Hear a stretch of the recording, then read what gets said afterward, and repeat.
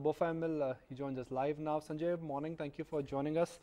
Okay, Sanjay, you were the lone bear in Jan when you came out with Good a morning. report and you made a case that Indian markets in 2018 will be down. Everyone sort of, rubbished that report because nobody was ready to believe that the 2017 momentum will not continue in 2018. So the initial part of your call has been right. Do you think the worst of the fall is behind us, or there is still some more downside left?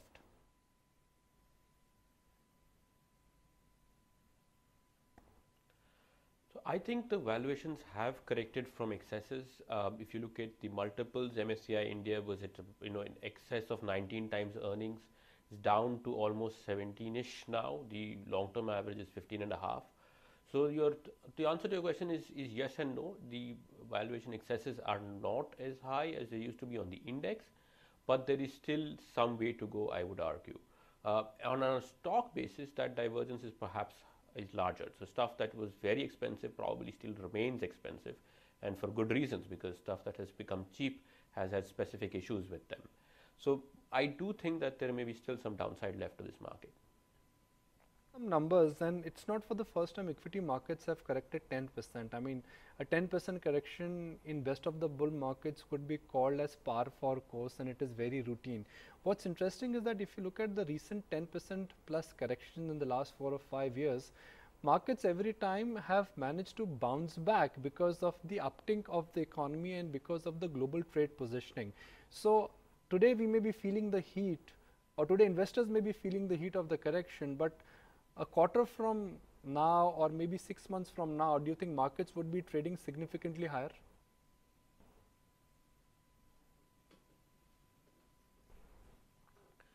So there's two parts to that answer. One is that India's macro situation is unlikely to get significantly better in the next 9 to 12 months. And by macro, I mean the sharp rise that we've seen in bond yields. We think that they should come off. They need to come off, frankly. We've also seen oil prices hurting our current account deficits, and these factors are unlikely to change. More importantly, is the whole political noise in the country. Getting into elections in 2019, the politics is starting to look worse. And you must remember that India has earned a significant outperformance over emerging markets in 2014 because of the macro. India did not do well because our earnings were doing better, but it was purely on a top-down macro argument that the Indian stock market rallied a lot around 2014. So this macro, which is unwinding at the moment, can become a significant tailwind, and it is likely to persist. Yes, the banking crisis might abate, or people might move on from it. Yes, the long-term capital gains tax was a one-time issue, I would argue, but the persistence of macro tailwinds is likely to be there for the next 2-3 quarters, and therefore I don't think that Indian equities is going to outperform emerging markets in a meaningful way. So then the question on upside and downside becomes what emerging markets in themselves will do. Our global view is that volatility will be the play this year, and because of central bank action, because of what big regulators doing externally, volatility in equity markets will be very high. And in that context, we think that equity returns in a very global context are not going to be spectacular this year.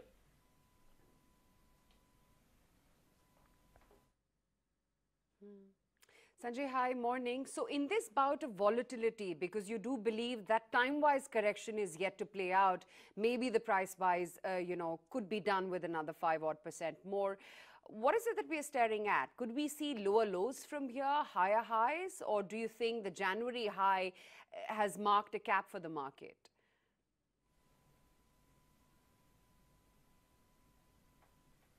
Morning.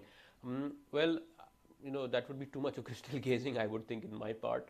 But from a valuation perspective, I think we are not at a zone where you could go out and say you buy now because things have gotten comfortable. I must, even though I sound bearish, must qualify to say that I do think that the Indian economy will improve. So these are two distinct factors. You have an economic cycle and you have a market cycle. The Indian economic cycle should be on an uptick because Indian industry utilization should start to pick up. We are already starting to see some green shoots on capex, plus a lot of work that has been done on the reform side, the GST, the bankruptcy code, the RERA, should start showing up in the economy in the next 2 to 3 year period. So I do think that the Indian economic cycle is improving, but the market cycle needs to go back to where the economy is, and then we can start to see the upside from it.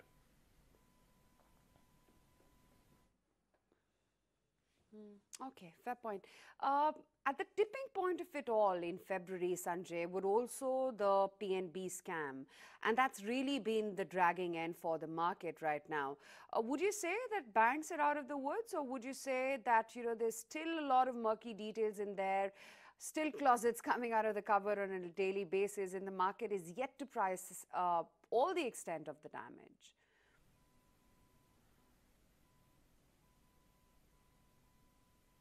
Well, I think the honest answer to that will be I don't know. What is the situation of the books of many of these public sector banks? I mean, they will have to be clear about it. What is happening is really a catharsis. You're seeing a cleaning up and an accelerated cleaning up of all the problems that have probably been with these banks for some time. And in a structural basis, that is good. You need to have this done so that you can repair the balance sheets and start to see lending improve over the medium term. But what it does in the short term is it reduces lending appetite, because when banks are focused on their own internal balance sheets and their capital ratios and so on, appetite to lend and aggressively lend will obviously be lower.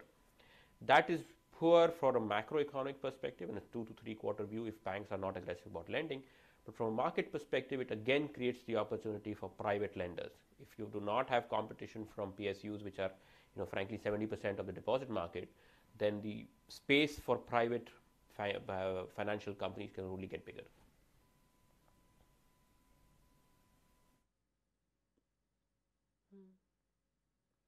The other side of the story is, Sanjay, also this big fear around US-China trade wars.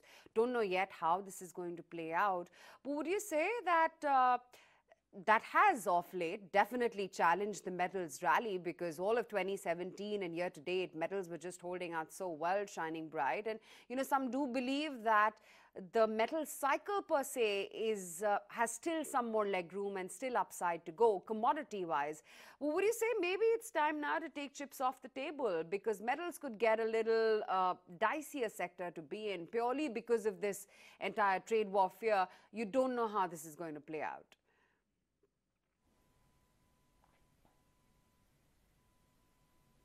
Well, I'll say two things, Aisha. First is that metals or any commodities are cyclicals, and you must always remember that. And cyclicals are to be bought and sold at points. They can never be structural holdings. Very rarely they are structural holdings. That said, our view globally is that the commodity cycle still has some legs to go.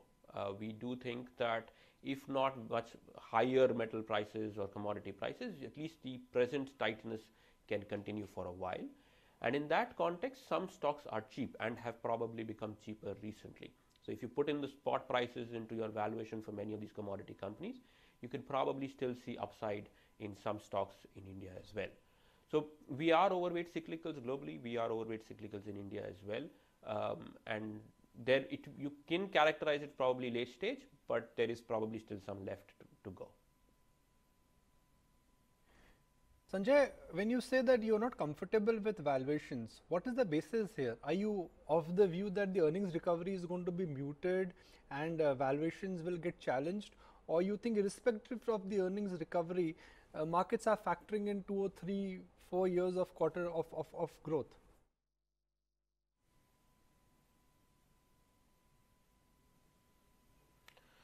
Okay, let me put it this way. Indian earnings estimates are too high, and frankly, I think that happens because sell-side analysts need to chase up their stock prices. If you have something trading at 40 times earnings, you better be forecasting a 20% earnings growth on that if you want to recommend a buy on it. And that's where the starting point is invariably wrong in India, because the businesses will deliver what they will. But if you have a 20% expectation to start off with, it's that much difficult to meet that expectation. So India has perennially had this problem of people having to cut their growth numbers as the year progresses. That said, we think that the FY19 actual earnings may turn out to be better than what they have been in the last 4-5 years, because many of the specific one-offs that we've been affected by should not recur. The banks, of course, being the big unknown here. So from an absolute basis, the earnings number should look better than it has been, but from an expectations, it's probably still going to struggle. And in the short term, I think the second derivative matters more than the first derivative. And that's why, earnings are unlikely to be a very big driver of absolute upside for now. When I say the market is still expensive, I just simply compare it to the long-term average multiple, and we're still about 10+% higher than average valuations for the index. Of course, for many stocks, that number is wider. The sector which actually amazes me is the entire real estate sector. Deal after deal, large investor after large investor. For a sector where we know that the demand supply fundamentals are clearly not in place, and you don't need too much of research to figure that out, that the real estate sector both in metros and non-metros is in a glut situation. The kind of valuation what India Bull Real Estate has got from Blackstone, or what Prestige has got from GIC, before that it was DLF, it amazes me that the long-term quality money is backing Indian real estate companies.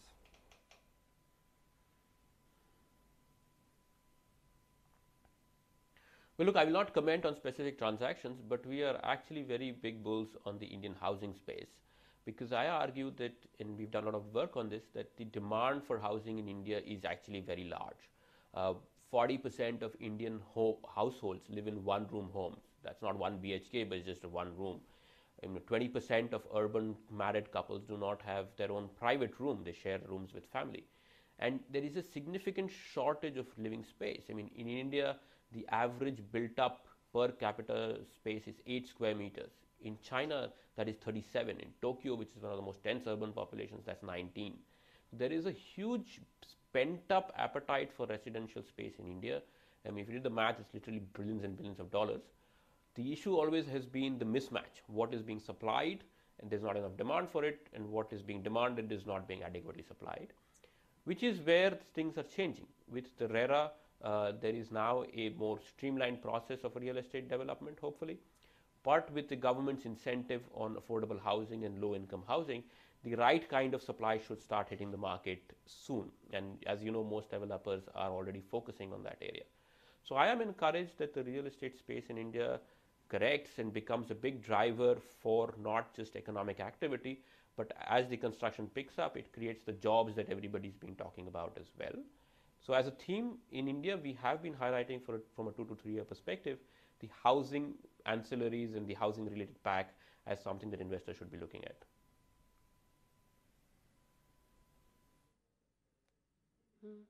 Sanjay, does the case for IT still remain strong, because it has been a great performer year to date, and off late in the current market volatility also a good hiding place? Or do you think that also would get challenged with the heightened fears of a trade war?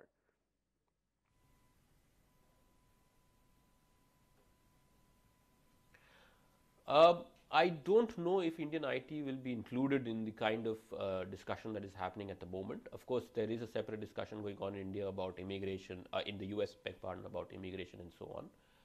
But what I'd say from a sector perspective is that there has been a very large rotation into IT. It was very underweight, people were out of it, and we've seen that happen. It's the only sector really which is in the green YTD.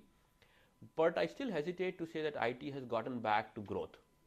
And the kind of growth numbers that we were used to from these IT companies it's very difficult to see a repeat of that anytime soon. Maybe we are upgrading the growth estimates from a mid-single digit to a slightly higher single-digit number, but that's about it. And I don't see how this IT rally continues or is sustainable. That said, there are a few names which we like and which we recommend to investors, but as a sector, I'm still underweight IT.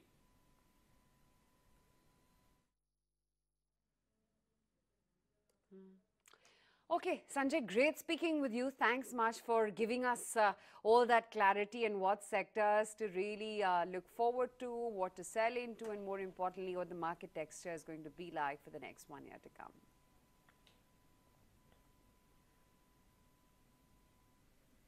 Thank you. Okay, that's the word coming in from Sanjay Mookim from Bank of America Merrill Lynch.